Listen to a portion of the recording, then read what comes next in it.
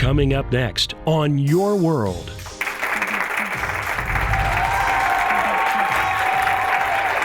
You know, our guest today knew he wanted to be an entertainer by the time he was 10. Earlier this year, he starred in the BET television miniseries New Edition, playing the classic R&B boy group's lead singer, Ralph Tresvant. Now, he has been cast in the lead role, as a result of it, of the Academy Award-winning director Catherine Bigelow's featured film about the 1967 Detroit riots. And today, this young man joins us to talk about how his stepfather took on the role of dad to support and to guide his son to success, even at the expense of his own dreams. Get ready, because you're in for an inspiring half hour. Next, right here on Your World.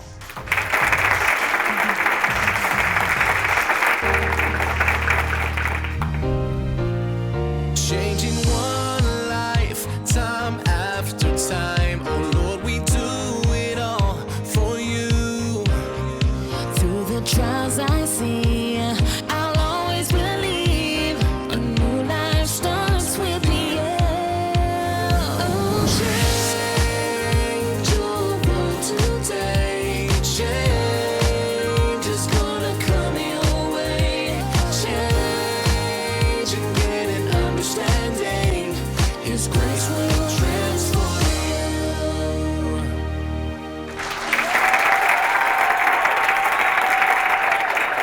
Ladies and gentlemen, please join me in welcoming to Your World, Algie Smith. Where is he? Where is he? Hey, man. How you doing? Good to see you. I'm doing good. How y'all doing? Yep, last time I saw you, you were about like this. Yeah. Singing around in a little group called, what was that thing? KF2. KF2. Yeah. And the next time I saw you, you was on television. Yeah. You became a starer. And when I looked at that miniseries, and I'm thinking, who is that? He's familiar. Who is that? Yeah. And somebody says, that's John's son. And I'm thinking, talking about the little bit like you stayed little like that all your life. Talking about the little kid you used to run around singing and dancing. Man, I tell you what, we were so very proud. Thank you. And what an amazing job you did. Thank you. I want you to allow us to come into your world. There are guys, girls, they're suffering because they're growing up without a father. Fatherlessness is not a black thing, it's not a white thing. It's in every ethnic group. And there's some things you can share with us to help these guys come out of the situation they're in. I mean, they're hurting, they're on drugs, they're quitting everything, they're asking the question, what's wrong with me? And I believe today we can put together a package that's gonna set a lot of people free. So let's start off. First of all, what was it like for you having to experience not having your biological father there? For like the first 5 or 6 years, or like the first 4 or 5 years, it was me and my mom. I just specifically remember getting calls like saying, I'll be there, you know what I'm saying? I'll be there to pick you up. I'll be there to come kick it with you. And I would be waiting outside and it would never happen. Or I would just ask my mom, why don't any of my family ever come to see me? And it seemed like it only happened when I went to their house. That's when I got to see them. And then growing up older, when I was like 15 or 16, still never really mending that relationship with my biological dad, just get on the phone like with the forgiveness in my heart, trying to figure out why, you feel what I'm saying? So, but now I have my wonderful dad in my life, and you know, he's been there since I was like 4 or 5 years old. I'm 22 years old now, so that's pretty much all I know. Tell me about that. I mean, John comes into your life. Here's this guy coming into your life. Yeah. What'd you think about that when he first showed up? I was ecstatic at first, to be honest with you. I remember specifically one time before my mom and my dad got married.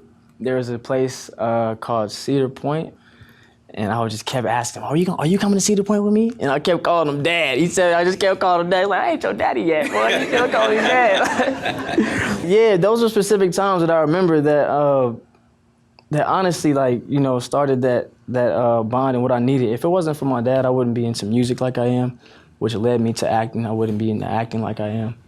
It just opened so many doors. I don't think that was coincidence at all. I think he was meant for my mom. I think they were meant for each other. You know, watching you as you talk about him, the magic is still there. Yeah. Because obviously there's something about the phrase dad.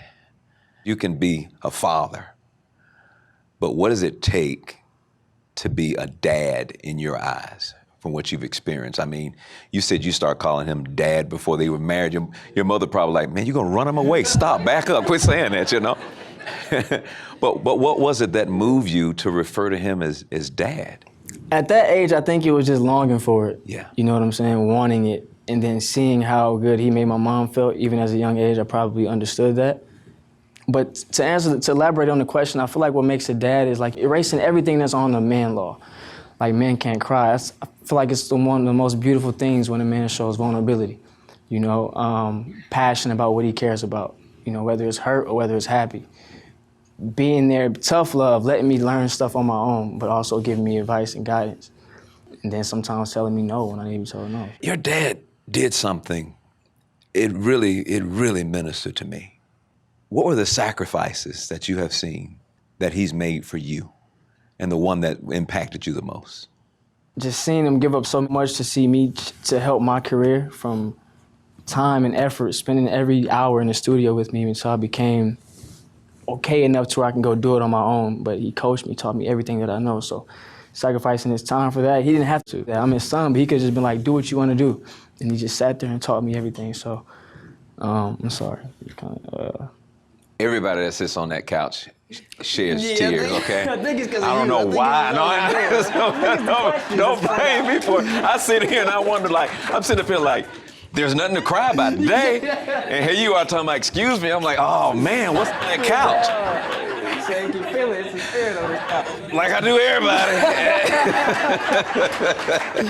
But nah, I feel like one of the biggest sacrifices that both of my parents made was when I was 16, we went to LA for the first time. We all moved out there. We had nowhere to stay, nothing. We just moved on faith.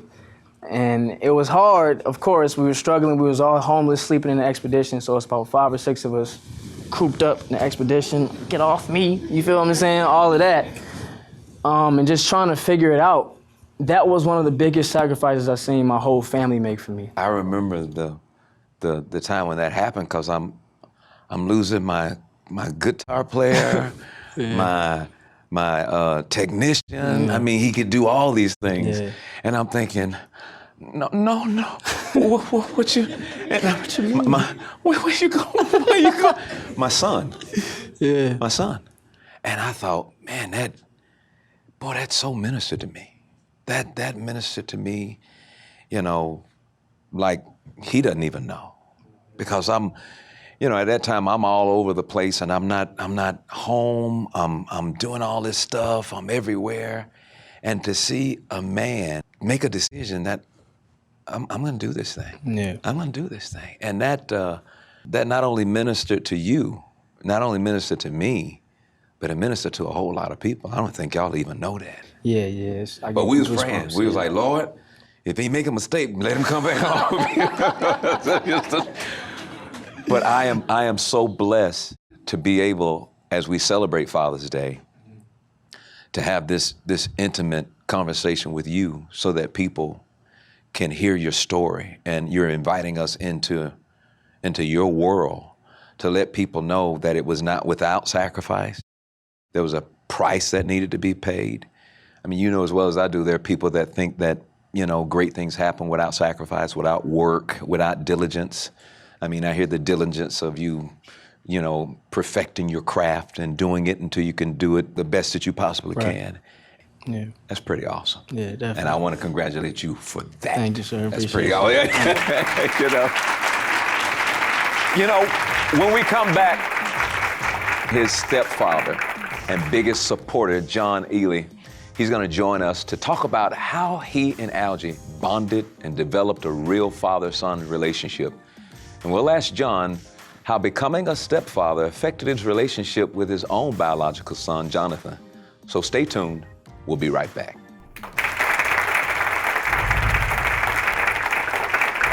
Without truth, there is chaos, struggle, even fear. Join Andrew Wommack and Creflo Dollar for their first time ever in Australia for the Changing Your World Gospel Truth Convention, October 30th and 31st at the Gold Coast Event Center and November 2nd and 3rd at the Kudos Bank Arena in Sydney. Discover God's grace and a truth that will change you. Call the number on your screen or register online at creflodollarministries.org.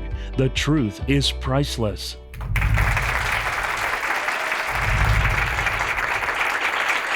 Our next guest, John Early, was already the father of a young boy when he married Algie's mother and became his stepfather. Now, John said he recognized Algie's disappointment in not having his biological father in his life, so he tried to teach Algie not to depend on others and to be strong. Please help me welcome John Early as he comes. There you go.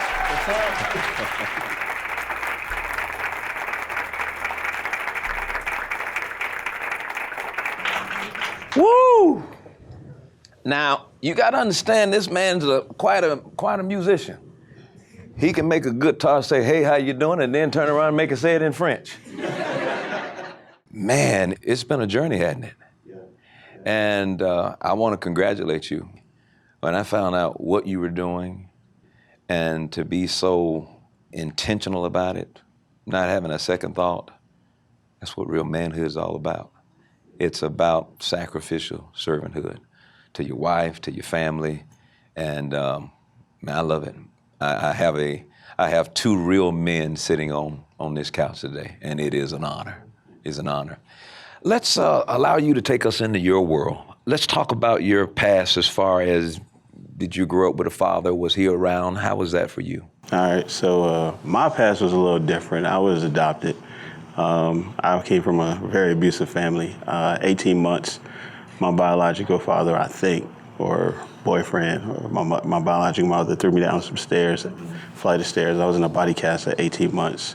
And then I got adopted by my parents, which were pretty much old enough to be my grandparents. And so I learned a lot of value through my mom and my dad. So through that structure, I didn't know anything about my original mom, just for the fact that when I had visits, she would read a book and I would try to play with her and she wouldn't pay attention to me. So, but I realized, that God had given me a perfect family, something that was meant for me. And I mean, I still love them. I still have a place in my heart for them. But, I just felt like at that time I needed to move on in my life and not, carry that burden anymore, because I don't know how it would have affected my future. Yeah. As a young man growing up and still having dreams and aspirations of my own. So. Yeah. I knew I wanted to be a good person because I came from a good family. Mm-hmm. And my mom and dad, they was old school, strict, coming before the street lights come on. I grew up in New York City, so we had a lot of restrictions, because there was a lot of bad stuff outside. So now I understand that balance. I didn't understand it then, but, just having a structure of knowing at least that I wanted to do music, that was my core, John, do you think as parents today, with the whole entitlement issue and stuff, that maybe as parents we might need to back up and let our kids try to figure it out a little bit more? There's this thing that us as grown-ups, we do, and that's we belittle our children. We belittle the fact of their intelligence, the fact that they're people, that they're human beings. They have feelings, emotions, and when we talk to them a certain way, we tear them down. A lot of your teachings was like, well, if I tear him down, right, that does not build him up. It destroys his character. And if I don't give him a platform to be able to speak up for himself, that also destroys his character. Because as a man, he'll grow up timid or he'll grow up more rebellious and be more aggressive towards, conflict or even confrontation. And every child that you have has an individual character. So it became my goal to never impress my desires on my kids. My goal was, yes, dad travels, I play guitar, I've done tours and stuff like that, but whatever God has for you, I support 100%. I can't make you do what I do, nor will I enforce it unless you really, really, truly desire to do that. Because if I do, then it's a whole nother dad, because, we don't talk the same on that. And the level of parenting is more of a level of, I'm teaching you what the world's not going to show you. And yet you got interested in music? Yeah. How'd that happen? I think music was kind of already in me. My biological dad was a rapper, and so It was kind of through the DNA system, but it just wasn't molded. And so it was already in me, and that's why I said it wasn't a coincidence, because when my mom married my dad, that's when the floodgates just opened. And so that's when I really learned how to mold my craft, try different things. I was just a rapper at first. I can sing now, you know, do stuff on the piano, so it's just like. Did you at one time say that you would not marry a woman who already had kids? Yep, I said, because, you know, I was growing up with my friends, and, you know, I had some older dudes in my life at that time, you know, that was more influential, and I was like, you know, but I was like, I don't want an already made family, you know, I'm good. I want, you know, I remember praying, I was like, God, I'll serve you and I'll do all the stuff that church people do. If you give me a fine girl, you know, she got to be bad. Like, because when I get married, I don't want to be looking, you know what I'm saying? Because I'm doubting. That's number one. You got to put me in a good house and I got to have good money. Those three things, then I'll be a Christian. Just being real.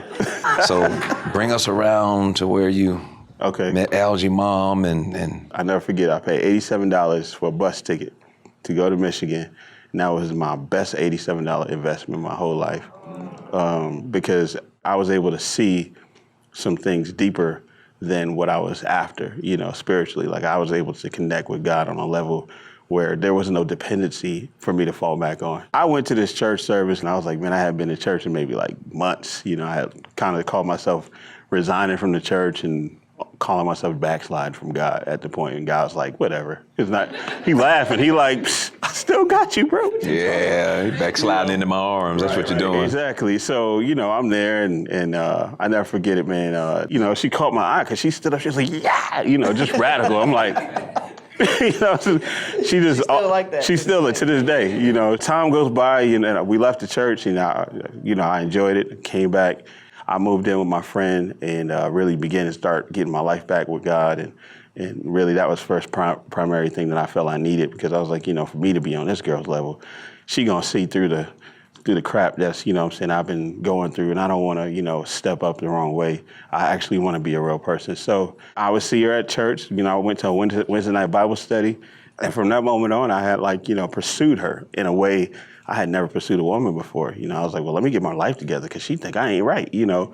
So this is back in like late 90s, 99, I think it was. And so we talked, man, and she really like, you know, she told me some stuff and on the phone, and I was like, wow. And she was like, yeah, God told me he was sending me a man that wasn't from this state, that he was a musician and he was lost, and he was gonna use me to help bring him back home. And I was like, word? And she was like, yeah. I said, oh, well, I figured that's me then, because I'm from New York. She's like, yeah, because I told God I didn't want a man from Michigan. I wanted him to be from somebody from out of state. And that next day, I met Algie for the first time. So now you're faced with the challenge of bringing this family together. And was Jonathan Algie's age? Jonathan Algie, same age. Yeah. Yep. And so now you're bringing your family together here. Mm-hmm. How does that happen? Help someone who's in your very situation right now. What were some of the key things that you did to cause that family to gel? I think first it's important as a man to realize, you know, that it's never the child's fault. You know what I'm saying? And it's your job to be able to own up to the life that you created and never look at it as a mistake. Because no kid's a mistake. You know, you made bad choices, but the end result does not mean a life is a mistake. And I mean, I'm adamant about that because I felt like, you know, when I was coming up, that my mom felt like I was a mistake, you know, and so I was like, I don't ever want to treat my kids that way. So when those two got together after we got married, I never forget it, they connected. I mean, it was instant. They connected like brothers. I can only say God created that whole family for us to have the energy and the connection that we have. It's been a fun experience watching, you know, the two oldest boys grow up together and have similar achievements, if not very close to the same. Mm-hmm. Wow. Yeah. So when Algie got his break, how proud were you guys when it happened? Can you remember that day when you got the news? And it was funny because we got faced earlier in the year with a challenge of like which film to go with. You know, he was able to get 3 different offers at one time. and one was even huge, larger than this. But inside of me, I just felt like, nah, that's not it. And so we talked about it. And I told him, I was like, I think New Edition will be a better fit for you. You know, I had toured with the band in a more of a smaller format. It was called Hez Estate.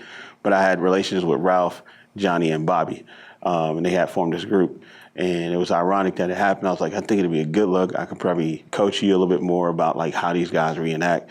So we wouldn't end up choosing that role. But when it actually took off and I went into filming and stuff like that, seeing it happen, I had moments of like, I'm proud, I'm happy, you know what I'm saying, to seeing my son do this.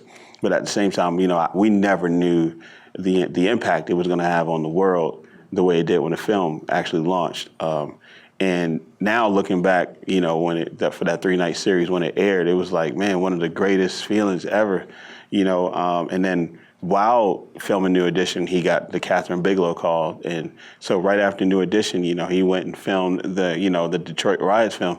So a lot of this stuff just started happening, right? So it was like I really couldn't get into a mode of celebration because I was still in mode of management and making sure, okay, this is good. But, you know, I never really got a chance to celebrate, you know, and it was just recently, honestly, a couple weeks ago, I got a chance to, like, you know, God had brought it to my attention, like, you know, you did good last year, you did good, and it's more on the way, but you're on the right path. And it was like, I felt really good. I mean, it was one of those emotional moments, but I was just like, and the thing that I always tell God is like, you know, I just don't want what I do for one child to ever be overlooked for other children. You know, I mean, Jonathan the same way, you know, he just signed his first major publishing deal with Warner Brothers. And so I was like super proud of him. So I'm like, I got it on both hands, you know, and then our youngest son, Josh, he's being offered, you know, more TV roles as well. He's never acted before and nothing like that. I took some pictures and they're like, oh, we love him. And so, you know, he went on his first audition when we got to LA. And then my daughters are just, you know, the same way. So basically, you know, I feel like when we celebrate as a family, we celebrate and honor everybody, you know, at one time, you know, but we honor Algie because of the accomplishments and the hard work that he puts in. And he makes me proud. He knows that, you know what I'm saying? But vice versa, you know, we kind of like spar off each other, you know. If I'm getting whack in the area, you know what I'm saying, let me know. How important are fathers? My dad was the greatest example in my life because he took a child that was not biologically his and made it his. You know, like my dad was the one that put music in me. My dad was just a singer. He didn't play any instruments. I just had a desire to play music. And I love music, you know. But I think fathers are super important because you can see where the disconnect is nowadays. You know, I think a dad is more there for support, especially for a young man, to help be what you look towards, what you aspire to be and draw from, but also somebody that you can talk to, you know, and maybe not talk about everything, but feel like you can talk about everything too. It blesses me when I see people, first of all, together, acknowledging Jesus as the Lord, knowing the power of God's grace. And God's grace says, what did you do to deserve it? Right. Nothing, but he was there to bless you anyhow. And when you think about the power of God's grace working in your life, you're like, wow, I am so loved by God. Y'all hear that? So, you know, allow me to speak directly to the fathers who are listening on Father's Day today.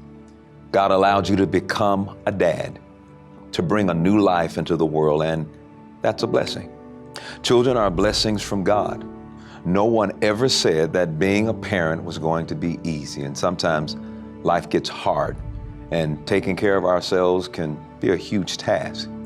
But if you commit to being a father, or step in to take on the role of a parent or a mentor, God, our Heavenly Father, will be there for you.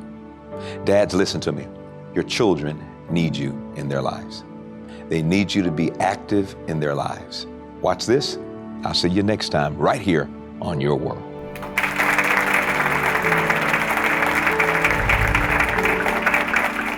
Timely communication, tough love, structure, guidance. What do these behaviors have in common? They are all vital needs that should be met for a son or daughter by their father. But what happens when there's no father present? Children from fatherless homes are 2 to 3 times more likely to fail in school, become teen parents, live in poverty, use drugs, or become part of the criminal justice system. This is the reality for 1 in 3 children. Who is going to step in and step up? Dr. Dollar and his ministry are on a mission to raise awareness about issues impacting our children, like family disruptions caused by divorce, finances, illnesses, or death. Together, with God's grace, we are on a mission to bring healing to children in need, to rebuild lives and families, to strengthen communities. And it's all done through the power of God's grace and people like you who are seeking change. Dr. Dollar brought a powerful and beautiful story to you today about how John Ely stepped into a young boy's life when that boy's father was out of the picture and made a difference. Today, you can help Creflo Dollar Ministries make a difference in the lives of children who are in need. In appreciation of your contribution of $25 or more, you will receive Dr. Dollar's 2-CD series, The Perfect Definition of Manhood. Men today face a culture attempting to define who they are. In The Perfect Definition of Manhood, you will learn biblical principles on how to be a man. During this impactful session, you'll receive everything you need to develop yourself a son or husband in Christ. You'll also receive Dr. Dollar's CD series, God's View on Fatherhood. When we consider the philosophy of fatherhood, we must remember that God absolutely has a place in every man's life. Not only is God relevant, but it is impossible to achieve manhood without Him. Order this life-changing series today and learn the correct role of a father and why we must not substitute worldly philosophies or humanism for Jesus. And for continued inspiration on your journey of growth, as a special gift, you'll also receive the full uncut copy of today's show. You'll hear more stories and solutions on faith and fathering from Dr. Dollar, Algie, and John. We want to make sure parents, relatives, friends, teachers, and other caregivers are equipped to handle the issues confronting our children. For only $25, you can help us make a difference in a child's life. So join the movement of believers who are changing the world by taking God's message to those in need. Ministry partners are standing by for your call.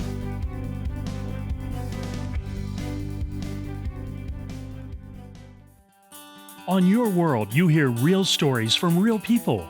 Each guest receives a reminder of God's plan for good in their lives with the Grace Certificate. Today, you can receive your very own Grace Certificate.